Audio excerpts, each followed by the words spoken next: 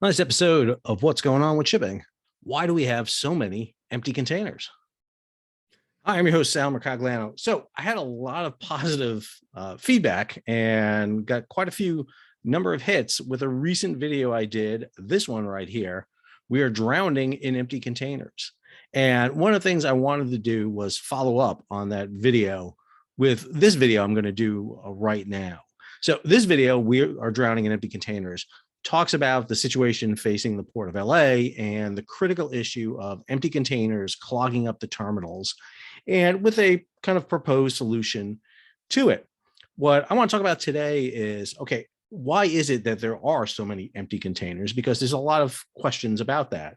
And I'm going to follow a very similar format I did with that previous video and kind of do a hands-on approach to this. So why is it that we have so many empty containers sitting in the port of Los Angeles? And that is a question that was raised quite a few times in the comments for the previous video. So I thought I'd take a minute and kind of explain that for you. And again, we're going to go back to our trusty Lego to do it, except we're using supersized Lego. So the supersized Lego we're using here represents full containers. Green will represent full containers. In an ideal situation where you're trading with a nation across a vast ocean, Asia over here, North America over here, what you would want to do is ship across the Pacific loaded containers. You'd want those loaded containers coming across. Those loaded containers would arrive in the United States. They would then be shipped somewhere to be offloaded. They would become offloaded containers, and we have some of our offloaded containers right here. They're now offloaded containers, empty containers, and then that empty container would be sent to a loading facility where it would be stuffed with cargo and now becomes a loaded container again. That loaded container then would sail eastward across the ocean over to Asia, where it would go through the same process. And ideally, what you would want is a 1-for-1. For every loaded container coming across, you want a loaded container going back. That's not the situation between the United States and Asia. What we have is an imbalance. For every 2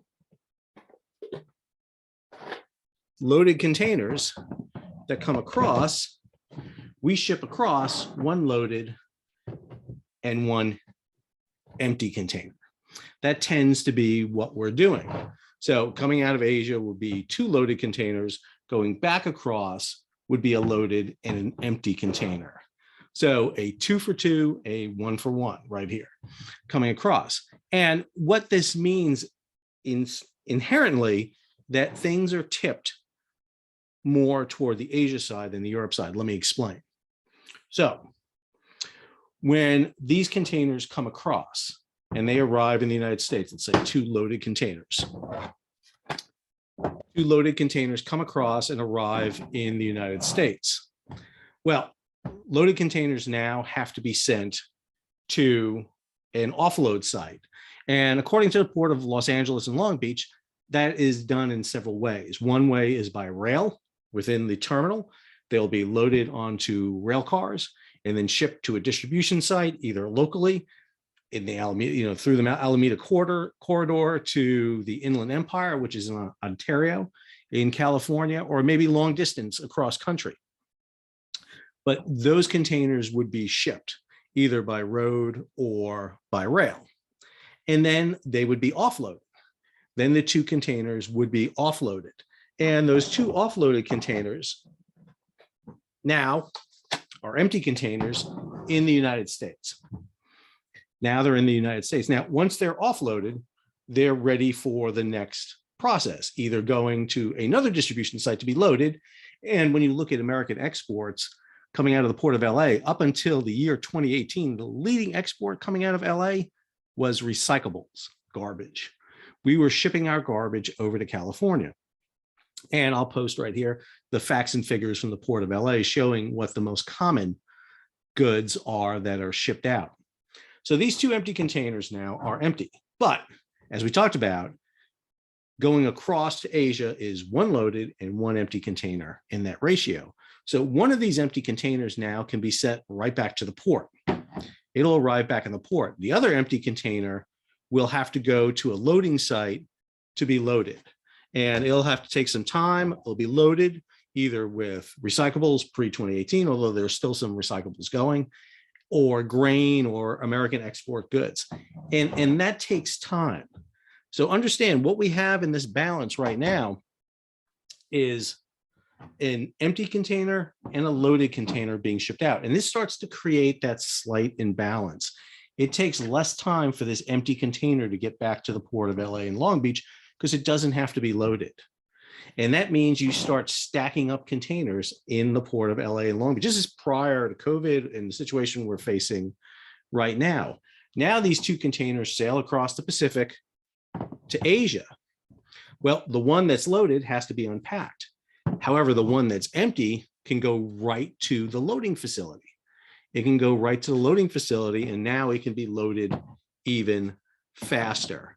And what this means is that containers from Asia can turn around faster because you're only loading one out of two containers. And that means the volume that can come out of Asia is more pronounced. Now, what we see begin to happen here is this begins to scale even worse. So let's go to early 2020. What happens in early 2020? So again, we already have this situation here that we had before. Two loaded containers coming out of Asia, one loaded container, one empty container coming out of the United States. And COVID happens. All of a sudden, the cargo coming out of Asia stops coming. Why does it stop coming? Well, you have lockdowns, you have, well, I wouldn't say it stopped, but it slows down tremendously. It slows down, meaning that the containers going across to the United States aren't going as fast. It's going to take more time to load these containers. And so all of a sudden in early 2020, the United States is not getting the containers it needs. It begins to slow down. And we witnessed that in early 2020 with shortages, the most famous being paper towels and toilet paper. But the US has still got this demand. And so they're still cycling through the containers. Now, understand there's a lag in that.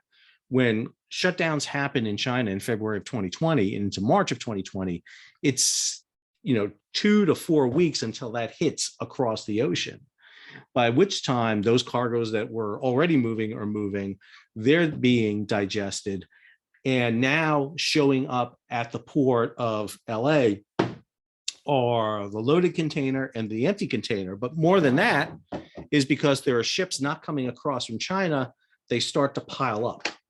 We start seeing them pile up in the port of LA. And now all of a sudden the port of LA starts to pile up. Empties and full containers begin to pile up. Then we have lockdowns in the United States. We have lockdowns hit in the United States, and cargo from Asia begins to come. We still get that normal shipment of cargoes coming across from Asia, but all of a sudden, demand in the United States is different. Not all the goods in these loaded containers are going to be needed. Remember, when you order something on Amazon, when you hit that magic button on your phone and you order something, the algorithms and all the programs think ahead of time. They have already thought 6 to 8 weeks in advance of what you're going to order, which means the supply chain is moving those goods across. Now, all of a sudden, these goods are coming across, but maybe only half of them are needed immediately. The other half have to go somewhere. These loaded containers have to go somewhere. Use our yellow one. These are going to go to warehouses, and they're going to arrive at warehouses. But the problem is, as they begin to come across here, they start to pile up in warehouses, and full containers begin to pile up. We see more and more full containers begin to pull up, and then all of a sudden the warehouses start getting full. Now the warehouses are full. Now you start arriving with more containers, and those containers are going to be used as storage. So you're going to start taking them out of the process. Now all of a sudden you have storage being full, you have the ports being used. And now when cargo begins to continue to come, now you start adjusting the cargo. Now we start to adjust. Hey, people start ordering new different things. We're going to order furniture. We're going to order office equipment. I'm going to order my microphone rig here for my podcast and my YouTube channel. That stuff starts coming, but you still keep the normal stuff that would be flowing coming, and which means the volume of cargo that's arriving in the United States begins to increase. And now all of a sudden, you've got to basically repurpose everything. So if we go back to our original scenario here, let's go back to our original scenario here, keep the warehouse there. Initially, we were doing this. Every 2 loaded containers coming across, you had 1 loaded, 1 empty container. Now, the situation is this. Now you have 3 loaded containers coming across, and now you have this ratio of 2 to 1. You have 2 to 1. Now, this is even at the beginning of COVID. We start seeing this. So if you look at the numbers from 2020, this is what we're seeing right now. We're seeing this level of 2 to 1 in terms of containers. 3 loaded containers coming across from Asia, and then out of the United States is coming 2 empties and 1 loaded. And understand, these empties, again, cycle faster because we're unloading those containers and they don't have to load cargo. They can show up back at the port. And what happens at the port? We start filling it up full of empties. All of a sudden, that port starts beginning to fill up with empties. Why? Because there's not enough room. These ships are coming across, they're offloading, but they want to turn around and get back real fast. So they're going to load containers, but they may not take all the empties because they want to get out of port faster. So they may leave some of their empties behind, which means they're sailing across faster, which means more and more empties are piling up. And it gets even worse than this. By the time you get to November of 2021, the most recent numbers we have from the Port of LA, what we're seeing right now is for every 4 loaded boxes coming across from Asia, we are now seeing not 2 to 1, but 3 to 1. So we're taking 4 loaded boxes out of Asia, and the ratio we're going back is with 3 empties to 1 full. And again, those empty containers cycle faster. They come out faster. Why? Because they don't have to load. And so they begin to cycle faster. What happens with those empties? They start piling up in the ports. Our warehouses are full. We have very thin margins in our warehouses to take any more goods. So we're using a lot of the empty containers and other containers for storage. And now we have all these empty containers. And remember, when now these arrive in Asia, they can cycle much faster. 3 of them are empty. They can just go to a facility, load, turn around, and come back. And what this means is that there is a tilt, a tilting of the scale in terms of the flow of goods. And what we're seeing here is this 3 to 1 ratio of empty containers in US port, specifically in Los Angeles. That's the numbers we're looking at here. And this is one of the reasons why we have so many empty containers. And understand, every time there's another hiccup in the system, every time we see a hiccup, whether it's Ever Given getting stuck in the Suez, whether it's the port of Ningbo or Yantian closing down for a little bit of time, you would think that would alleviate the situation a little bit, but it really doesn't, because what it does is it just exasperates the delays coming out. It means that these loaded containers aren't coming out as fast, and those ships have to sail, because what they're going to do is they're going to wait to load, and therefore you slow up, and what you wind up with is piling up more empties in the ports to come back, and you just create this imbalance. And ideally, let's clear off our plate. Ideally, we would have this 1-to-1 scenario. 1 loaded container sails eastward, 1 loaded container sails westward. But that's not what's happening. Again, what we see happen here all the time is this one-to-one balance that we see happen here just magnifies over time. And what we begin to see here is the growth in these empties. Since empties cycle faster than loaded containers, that means you start piling them up in the terminals. And it takes longer to offload these loaded ones than it does to turn around the empty ones. And so right now, when you look at the Port of LA with the numbers that just came in as of November of 2021, we're looking at 3 empty containers for every loaded container heading out. Meanwhile, nearly every container coming into the United States is loaded. And this has to do with trade imbalance. This has to do with manufacturing, and it has to do with the cheap transportation costs. One of the things we've benefited from deregulation in 1984 and 1998 was the fact that we had very low transportation costs. Now, one of the other things that I should mention here that's really important is critics of the Ocean Shipping Reform Act of 2021, particularly the World Shipping Council and the major ocean liners, are getting flack because one of the things that's happening here is these 3-to-1 that are coming across. In some cases, they're leaving empty containers behind because they'd rather have the empties, because the empties cycle faster. They really don't want to take these loaded containers. And their argument is basically, listen, we're going to take what we want to take. And if you really want these loaded containers done, you're going to have to pay more for that. But understand, empty containers aren't paying nearly anything to come across. The shippers want these containers coming across so they can turn them around and cycle them. If we would change this out and get back into a more productive ratio, for example, or even just reduce the number of empties going across, what this would do is slow down the process. The problem we have right now is because of all the empties going across. Remember, we're 3-to-1 going across out of the Port of LA right now. Because of that, they can turn those around a lot faster, and that gives them more cargo to bring back across.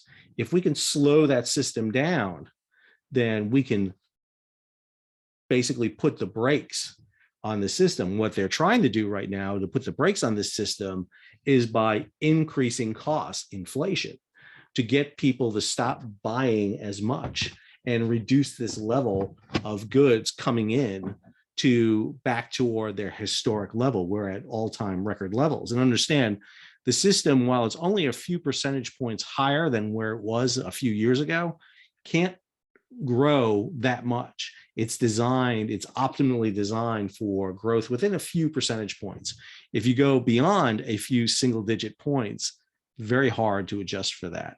So I hope this provided a little bit of graphic understanding of the issue of full versus loaded containers. If you enjoyed this video and you enjoyed my Lego, please subscribe to the channel. Go ahead, hit the bell to be alerted about new videos when they come out. Be sure to leave a comment, give it a thumbs up. Let me know what you thought about this. And if you can, please contribute to the Patreon page. I know, for example, one of the things that I like to do for my home studio here, I got a great mic, is upgrade my hardware, particularly my camera. So I get a little bit better graphics. And again, maybe perhaps some more Lego to better demonstrate the world of international container shipping on the high seas. Until our next episode, and also as we're getting close to the end of the year, we'll still have more episodes coming up here next week. We'll probably do some retrospectives, and I'm trying to get some guests on to talk about the year that was 2021. But just in case, happy holidays to everybody. Hope everybody has a good, safe holiday season this year. Until our next episode, Sal, signing off.